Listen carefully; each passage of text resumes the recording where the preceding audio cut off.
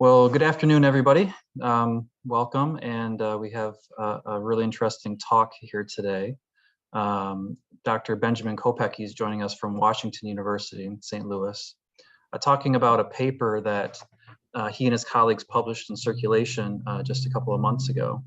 But before we get started, just to give you a little introduction to Dr. Kopecky, for those of you who are listening in, he grew up in the state of Wisconsin, and as a Green Bay Packers fan, which is why we were chatting about some football and recent events regarding our teams in those in his state and mine.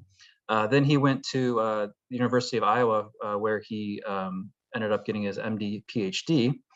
And from there went to Washington University in St. Louis in the physician scientist training program, which was from 2013 through 2021.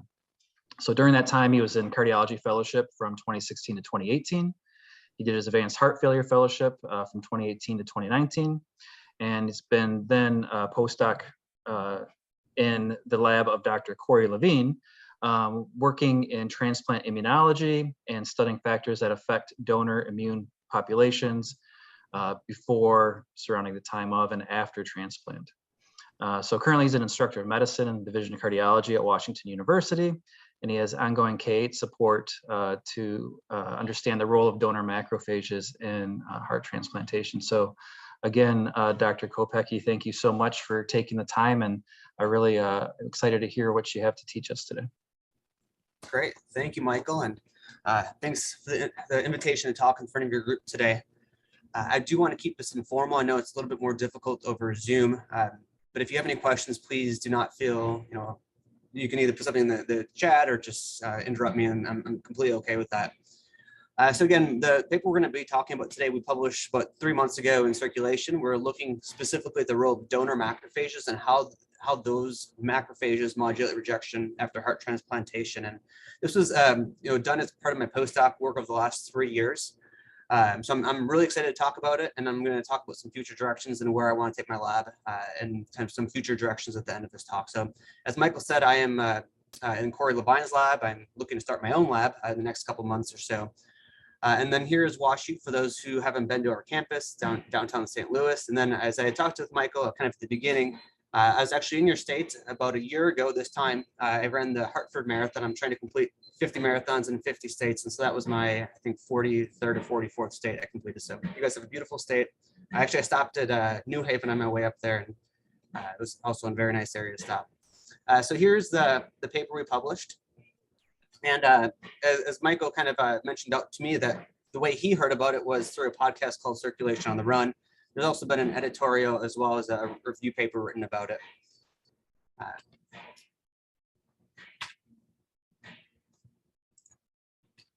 All right, so this is probably redundancy for the audience here today, but just as a little background to make sure we're on the same page.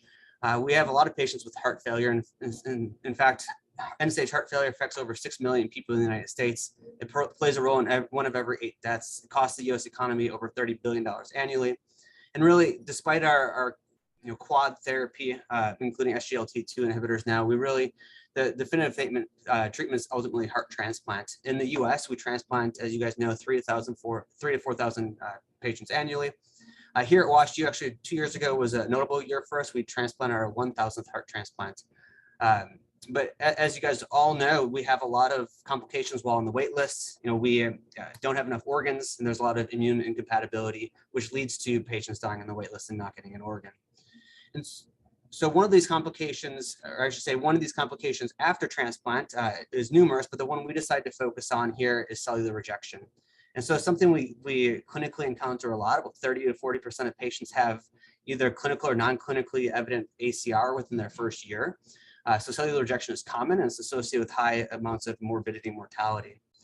And so what kind of made our study novel, and what made me first interested is, as many of you know, our current immunosuppressive therapies target T cells. So, cyclosporin or TAC, our calcineurin inhibitors, and our anti-proliferatives, mycophenolate we use commonly here, or the mTOR inhibitors, as well as prednisone. Really, those are very non-specific. They target generally the recipient T cells, and they're wrought with a lot of side effects, infections, and organ dysfunction, kidney failure, as well as a higher risk of malignancy. So we asked ourselves, is there a better mousetrap we can build? Can we improve patient outcomes by targeting a different cell type, potentially earlier in the inflammatory cascade, and really help the patients, from an immunosuppression standpoint, without giving them toxicities associated with the drugs we often give them? And so we looked at what activates T cells, and we know that recipient antigen presenting cells can directly or indirectly present donor antigen to T cells and activating T cells.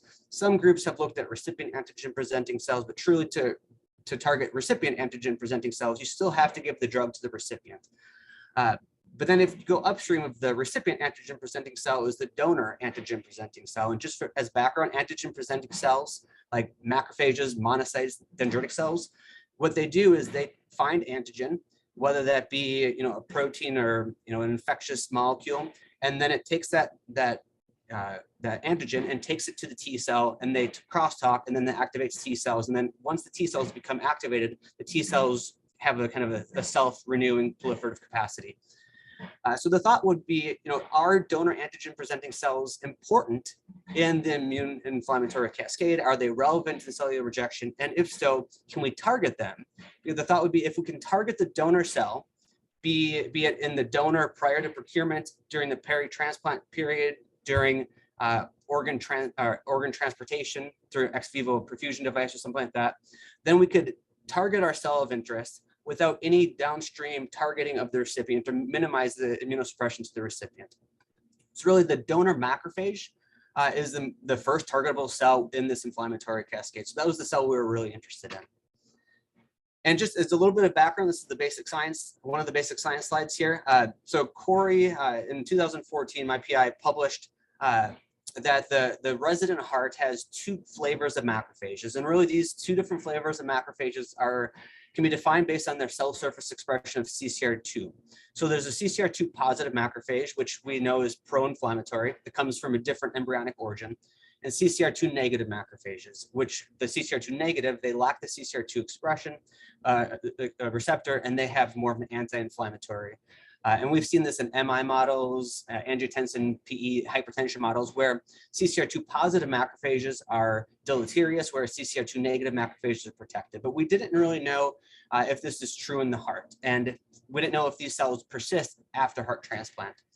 And so through some studies that Corey had done and I did, we found that in a human heart transplant, looking at human biopsies. Now, here at WashU, we only biopsy patients within the first year, but this was back in the day when you would biopsy patients up to 8-9 years after transplant.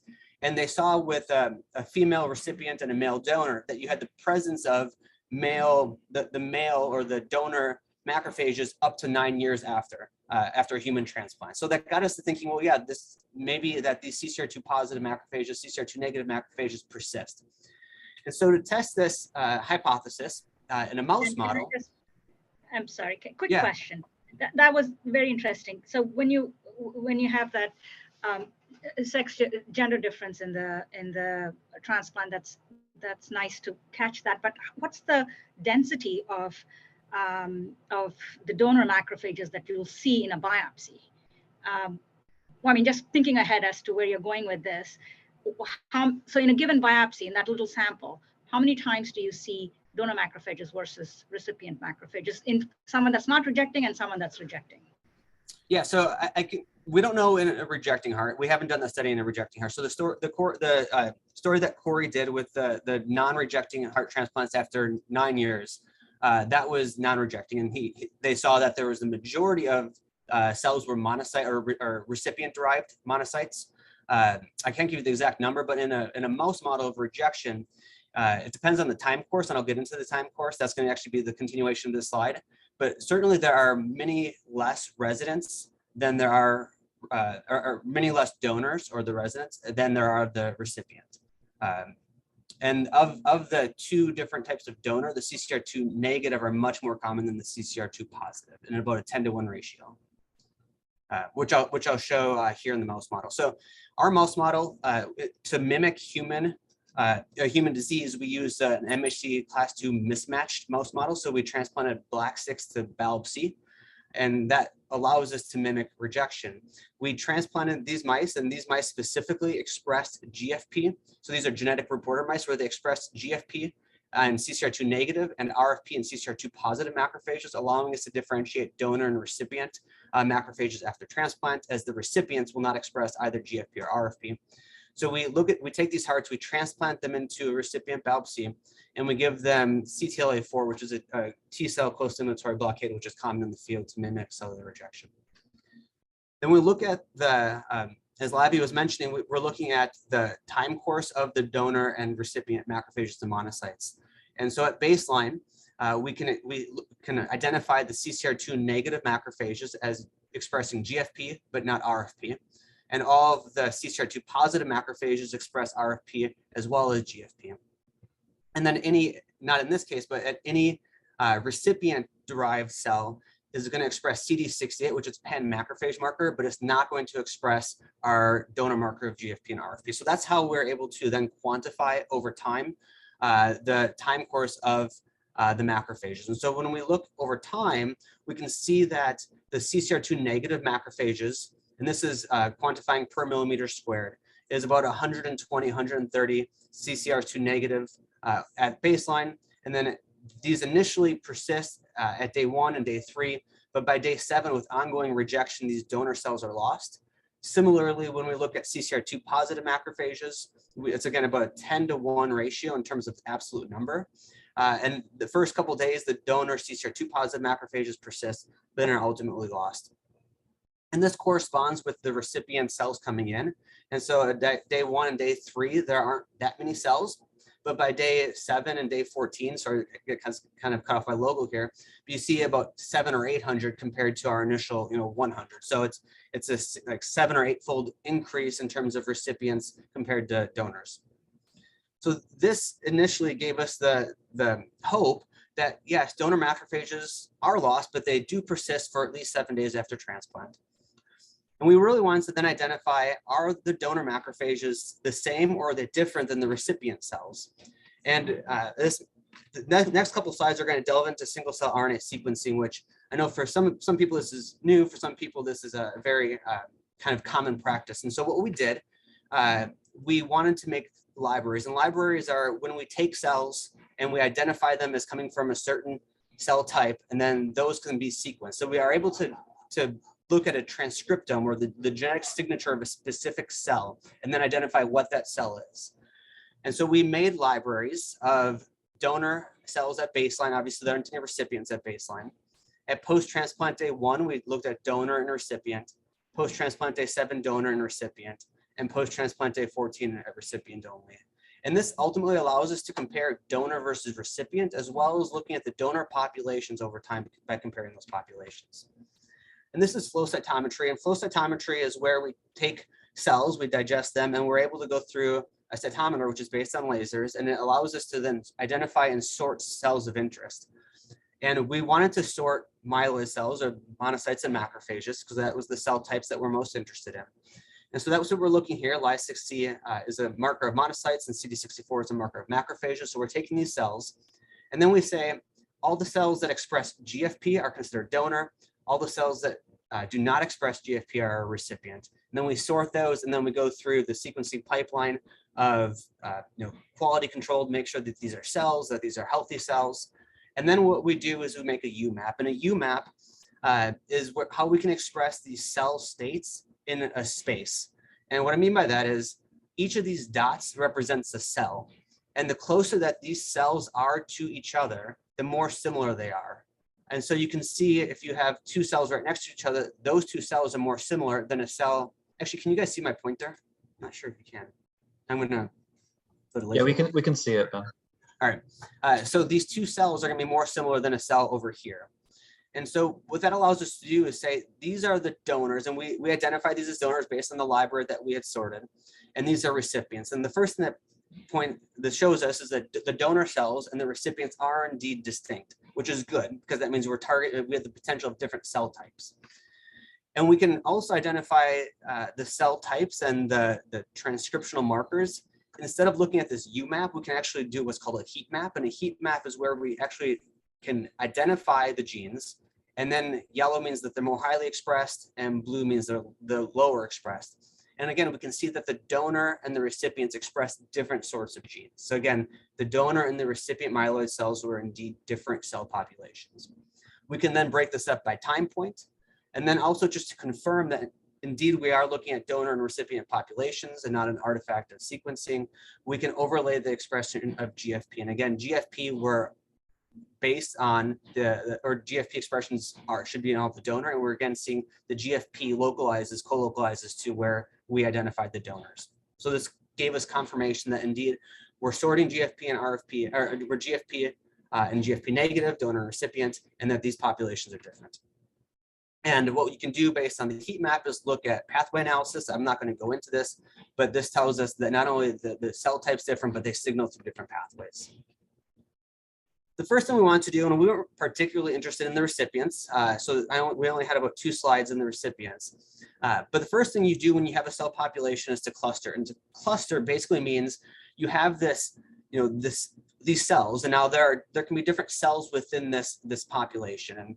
And we sorted macrophages and monocytes, but not all macrophages and monocytes are the same flavor. You have different flavors of monocytes, like classical and non-classical monocytes. You have different types of macrophages. And now each of those cell populations have canonical genes. And so we know that, for example, classical monocytes have Ly16. We know that non-classical monocytes have ACE. We know that arginase 1 macrophages have arginase 1. And so based on these canonical markers, you can then cluster the UMAP and say, well, the recipient populations, we know this was the recipient based on the previous slide, are quite heterogeneous. You have different types of monocytes, you have different types of macrophages, you even have dendritic cells. And then we have canonical resident population, or a donor in this case, like folate receptor 2 and VSIG4, CD207. And those 2 populations coincide with what we had previously defined as our donor. So there are different ways of cross-checking to make sure that you are clustering populations properly. But the take home of this is that our donor populations are fairly homogeneous. You really have 1 or 2 populations, whereas our recipients are quite heterogeneous. And you can look at the amount of these cells in each of these populations. And the first thing we see is that, as expected, our monocytes in MAC 1 through 6 are almost all recipients, whereas our resident macrophage populations are mostly all donor. And this corresponds to the expression of GFP as well, just kind of the inverse of that. So again, we felt quite comfortable with the clustering here. And so what that allows us to then do is make a hypothesis. And so we know that the populations are heterogeneous, but what we can do is do a force-directed layout and a heat map basically, and show, how do these cells, when they come into the heart at the recipients, when they come in at post-transplant day 1 or 7 or 14, what is the cell fate that they can't currently have, and what cell fate can they take? And so when we look at this map here, we see that post-transplant day 1, cells coming in are at this part of the arm. It almost looks like you have 2 arms and a head here, at the right arm here. And that cell population are really monocytes, which is not unexpected. Monocytes are circulating in the blood, they're coming into the heart. But when you look at, say, post-transplant day 14, this cell population is mostly macrophages, and macrophages 2 and macrophages 5. And a way to basically look at how differentiated these cells are is called pseudotime analysis.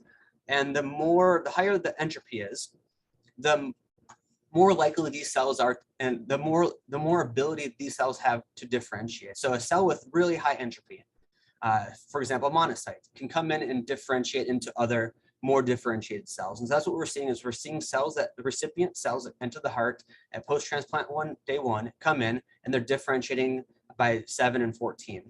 And that corresponds to the cell types we identified, where monocytes are coming in, they're differentiating into, say, macrophage 1 or a more terminal macrophage 2 subtype.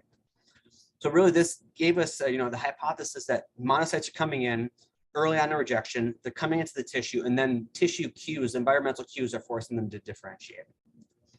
With that being said, that was where we kind of left the recruited recipient populations, because we were really focused on the donors at this point.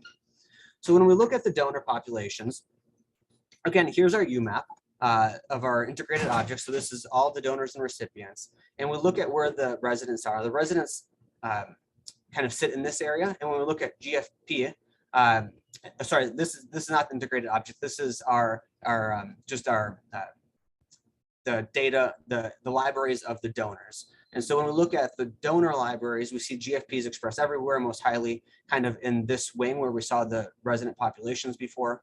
And then we look at the expression. You can just basically, with single cell analysis, you can identify a gene. So CCR2 was important to us, so is MHC class 2.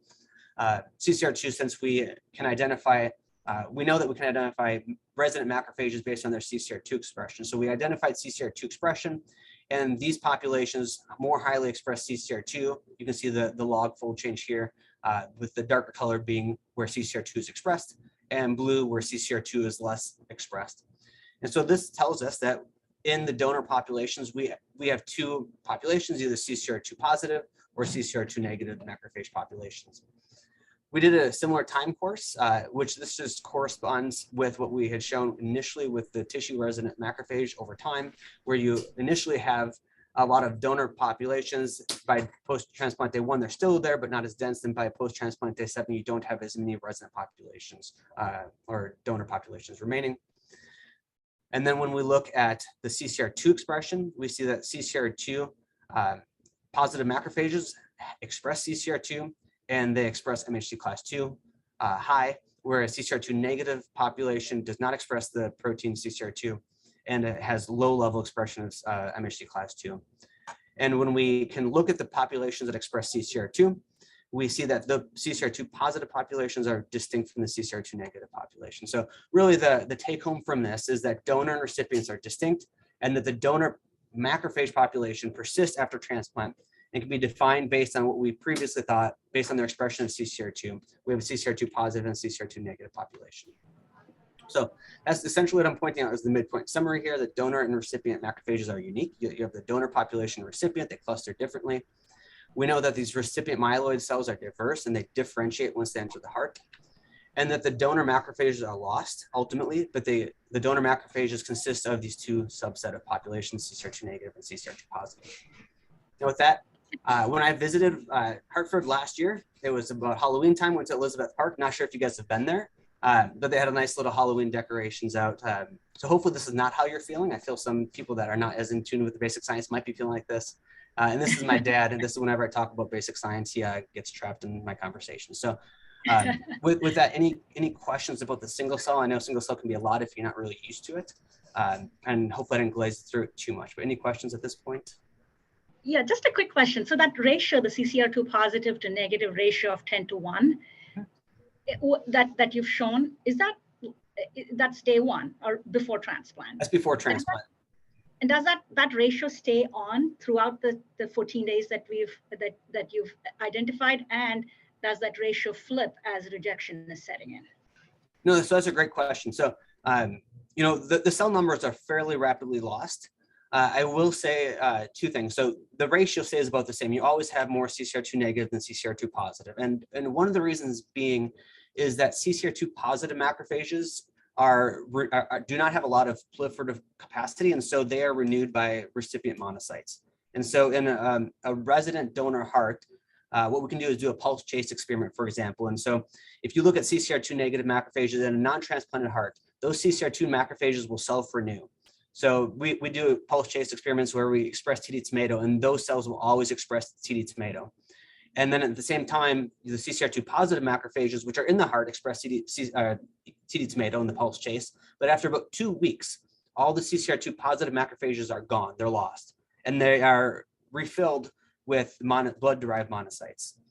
And so we have done experiments where we've given the donor hearts high-dose CTLA-4 where we prevent rejection, and we preserve CCR2 negative macrophages. But CCR2 positive macrophages are still lost just because they don't have that self-renewal capacity. So there's definitely a different, and the 2 cell types are very, very different. Thank you so much. Good question. No other questions, then I will move on. So then we get to really the meat and the exciting thing, I think, for clinicians as well as basic scientists. We found out that donor macrophages have these 2 different flavors, these CCR2 negative and CCR2 positive, and they persist after transplant. But are they functionally relevant? That's really the proof of the pudding here. And so what we did is we deleted or depleted CCR2 positive macrophages with a genetic depletion model. So basically here, if you give diphtheria toxin prior to transplant, you deplete the CCR2 positive macrophages. You don't have an effect on the CCR2 negative, and vice versa. When we delete CCR2 negative macrophages using the CD169 DTR, we deplete the CCR2 negative macrophages without an effect on the CCR2 positive macrophages. I should say an effect, at least in terms of their overall quantification.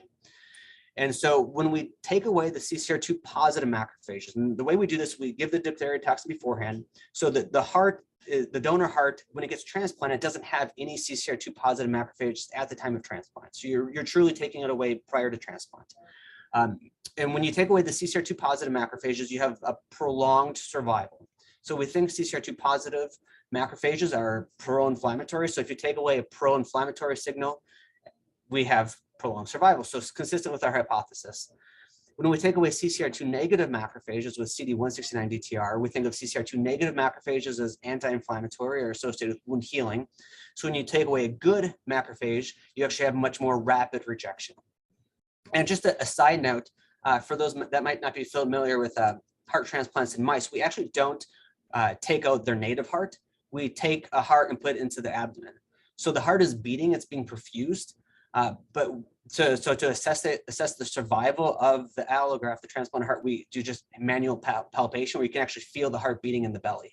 And then when we stop feeling it, then we sacrifice the mouse and visually confirm that the heart stopped beating. So it's not like the mouse dies or gets sick, the mouse doesn't notice any difference. So the way we do any of these survival studies is just truly manual palpation on a daily basis. And so we then did a second study where we did the same exact knockouts, but we just collected at post-transplant day 10. And we wanted to, and with the clinical histopathologist we have that's specialized in heart transplant, we looked at the ISHLT grading scale and we said, is this truly cellular rejection?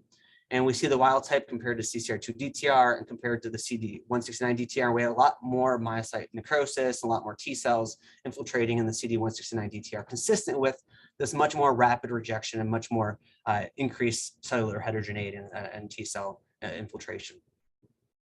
So we, at this point, we say, yes, donor macrophages are functionally relevant, and there seems to be this kind of two-way avenue, this dichotomy in terms of survival. But the next question is, are these then targetable? And in order for these cells to be targetable, they have to have been activated, and we have to kind of figure out what those activation signals are. And so we look first, visually, are these donor macrophages activated? And so we look under immunofluorescence, looking at a confocal microscope. We look at CCR2 negative macrophages in green, CCR2 positive macrophages in red. This is at baseline and non-transplanted heart. This is what they should look like. They're small, they're kind of globular, you don't have a lot of projections.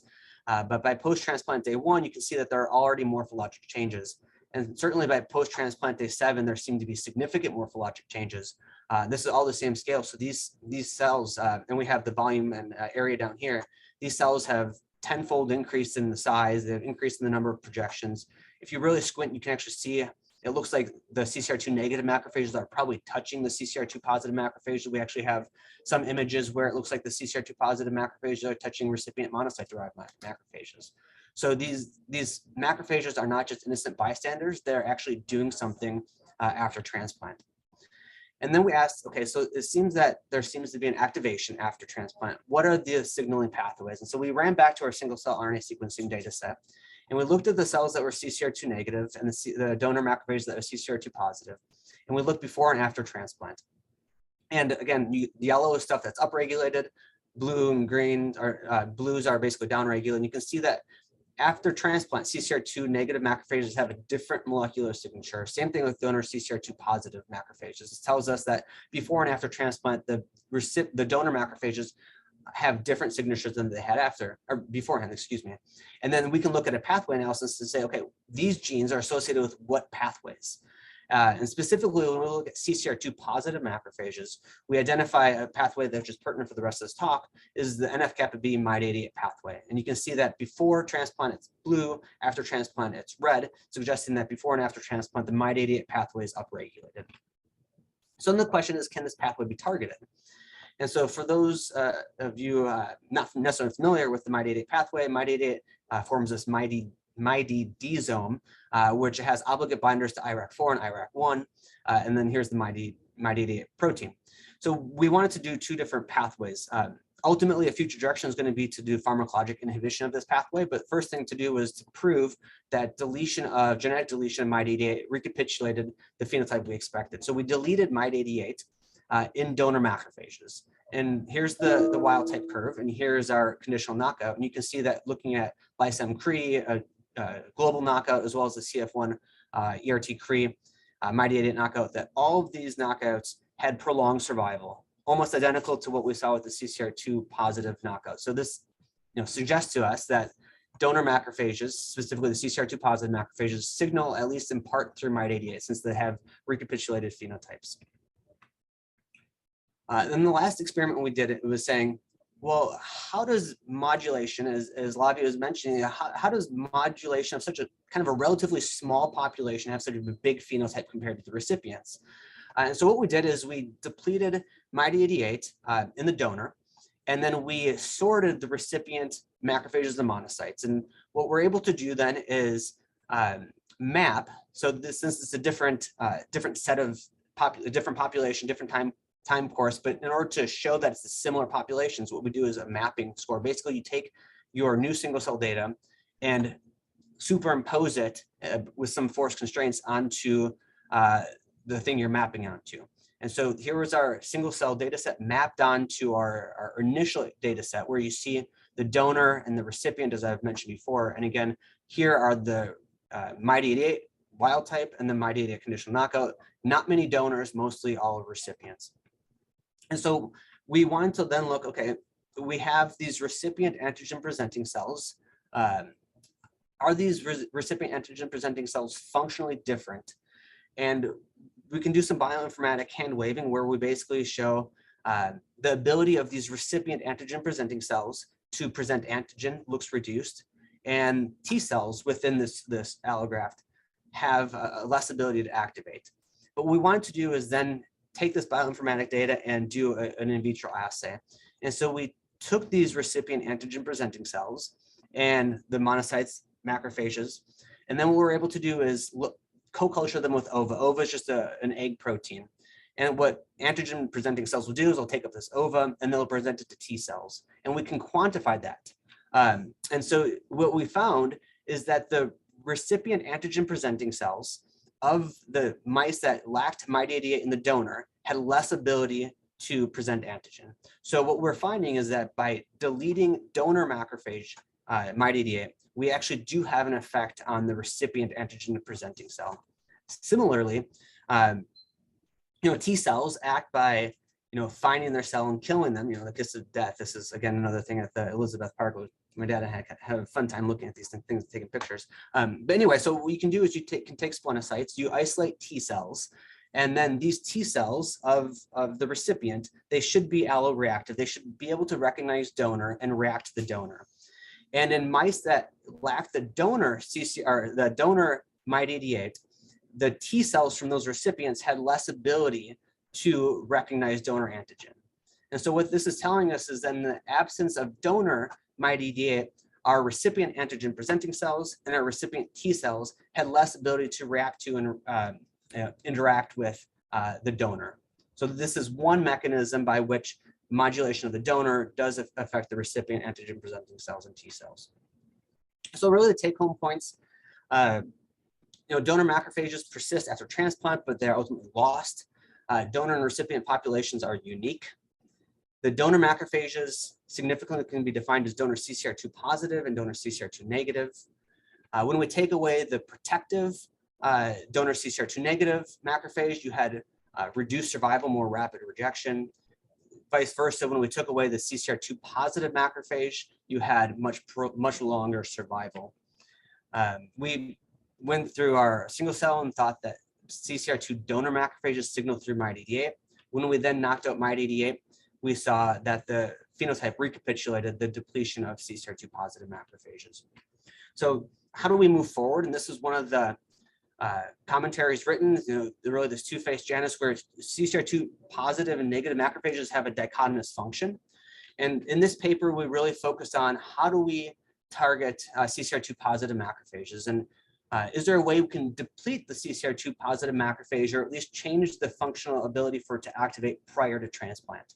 And so that's what we've shown is with the genetic depletion of MyDDA, but that there's also ways to pharmacologically inhibit. I think this is one of the most interesting, exciting things from a clinical perspective.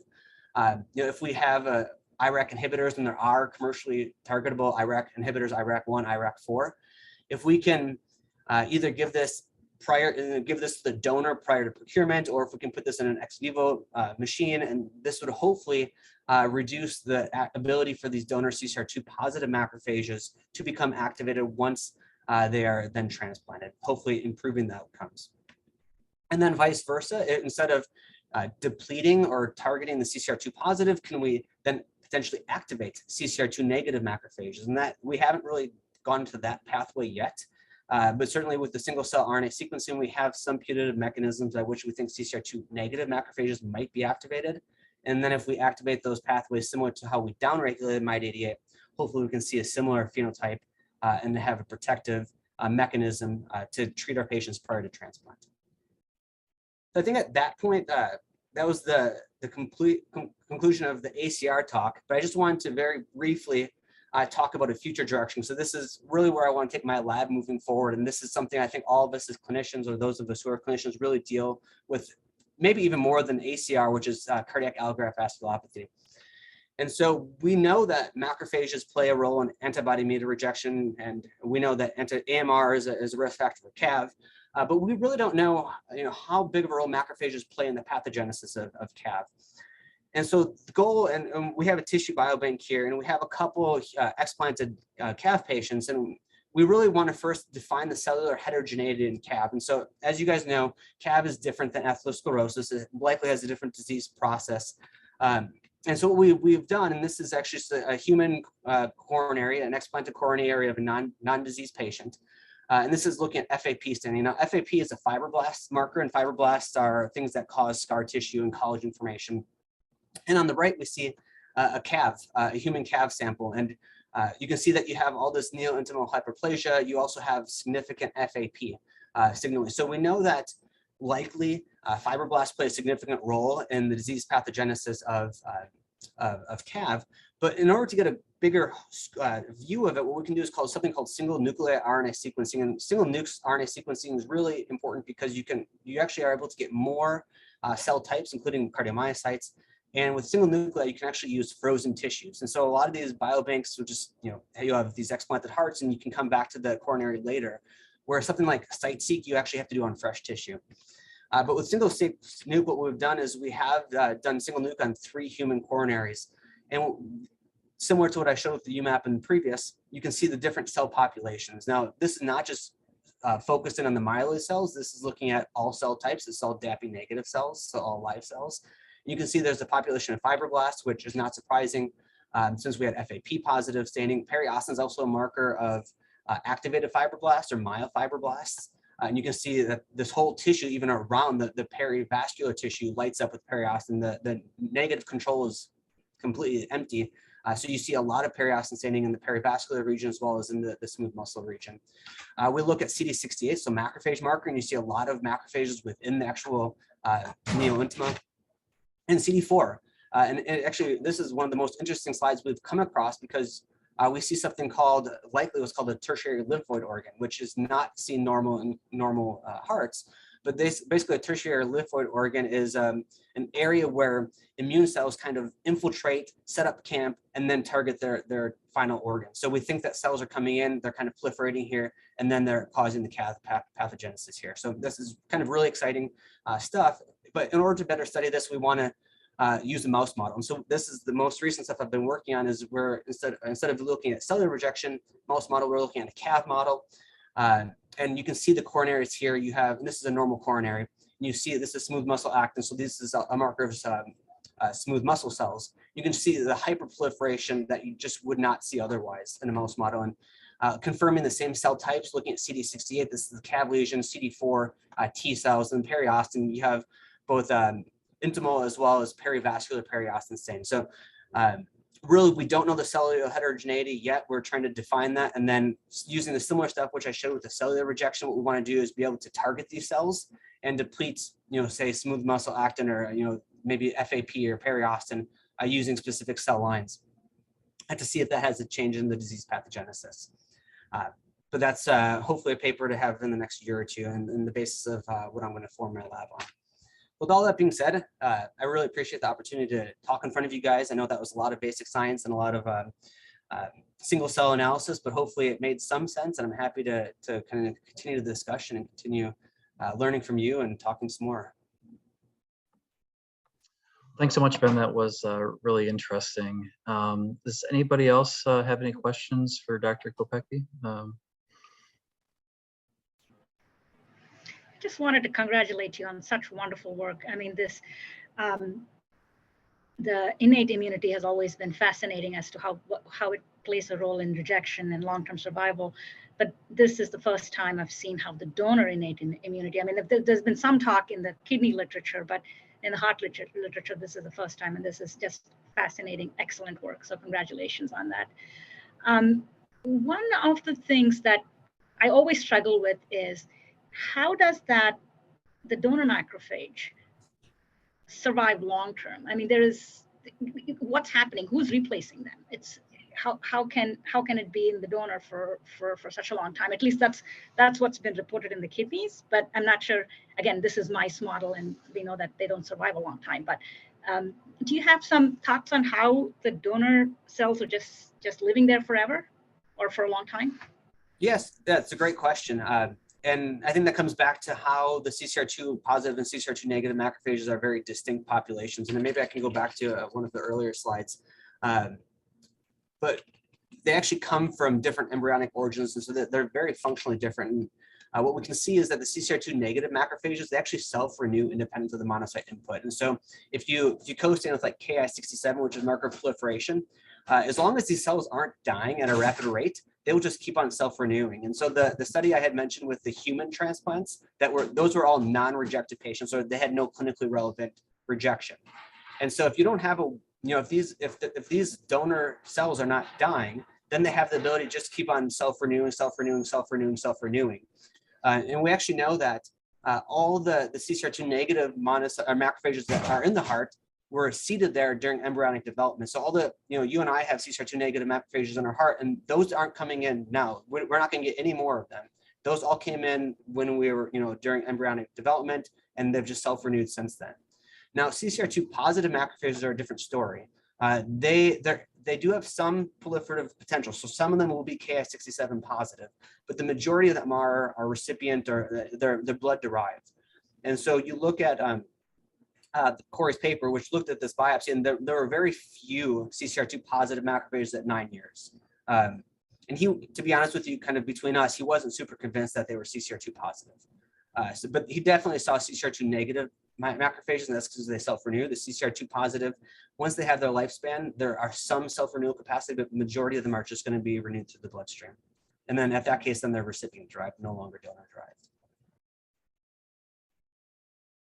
So just along the same lines, instead of IRAK inhibition, would co-stimulator blockage at the time of transplant do the same trick and just kind of like tide you over the first few weeks or days when the CCR2 positive macrophages are still there, but CCR2 negative macrophages are also there, and they'll self-proliferate, I guess, over time? Yeah, that's a good question. So we did a study where we gave the high dose CTLA-4, just kind of answer that question, because we thought, well, what's activating these donor macrophages? Is it the ischemic event, or is it something else? And so when we gave the high dose CTLA-4, we saw, and we gave it to day 14, and then we stopped giving it. And so up until day 14, the CCR2 negative macrophages persisted, and they persisted kind of indefinitely as long as you kept on giving the CTLA-4, because they just keep on self-renewing. But the donor CCR2 positive macrophages were ultimately lost. And then when we stopped giving the CTLA-4, then you would have a loss of the CTLA-4, and then rejection occurred. So I think there's more than just the CCR2 positive macrophages that are playing a role here. Certainly there are other ischemic injuries, there's damps and stuff. And we're not entirely sure how the CCR2 negative macrophages are protecting. One theory, and there was this a paper that came out, I think, in Nature a couple years ago, where they did peritoneal macrophages, which have the same CCR2 phenotype. But what they did is the sterile injury. So they basically did a laser, made a puncture in the abdomen. And what they see is that CCR2 negative, and we're actually seeing this here as well. So the CCR2 negative macrophages they're almost clustering. If you look at the whole tissue, these CCR2 negative macrophages seem to be coming in kind of at baseline, they're homogeneously spread through tissue. But then after injury, they're coming in and basically clustering around the areas of damage. And so, it has these CCR2, Corey just got here, he says hi. So the CCR2 positive macrophages are being clustered around by the CCR2 negative. And so hopefully that's one area to think of how the CCR2 negative macrophages are potentially protecting the allograft and downstream alloreactivity by kind of sequestering damage signaling.